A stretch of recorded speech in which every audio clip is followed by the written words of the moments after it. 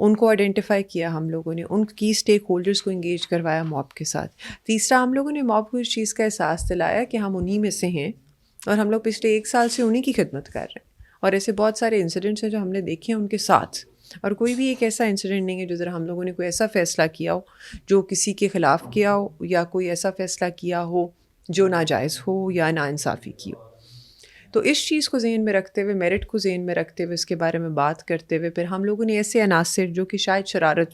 کریں ان کو سائٹ پہ کیا، اور پھر ہم لوگوں نے مینیج کیا موب کو، اور ہم نے نوٹیبل فگرز کو پولیس اسٹیشن آنے کی درخواست کی. وہ آئے، انہوں نے ڈسکس کیا، انہوں نے اپنے علماء اکرام خود جو وہ لے کے آئے تھے ان سے مشاورت کی، انہوں نے جو کپڑے تھے وہ دیکھے، ان کو انالائز کیا، اس کے بعد خاتون سے گفتگو کی اور میٹر جو ہے وہ ریزالو ہوا. اچھا میڈم، آخری سوال میرا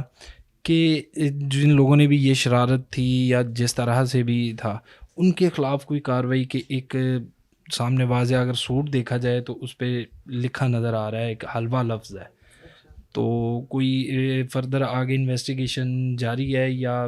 بس یہیں پہ اس چیز کو کلوز کر دیا گیا کہ میٹر جو ہے وہ سالو ہو چکا؟ اچھا، یہ سوال جو ہے نا، یہ بہت لوڈڈ کویشچن ہے، کیونکہ یہ زمشنس کی بیسس کے اوپر ہے. سب سے پہلے تو آپ نے یہ ایزیوم کر لیا کہ اس کے اوپر حلوہ لکھا ہوا نظر آ رہا ہے، آپ کو آ رہا ہے اس سچویشن کے اندر جہاں خاتون کی جو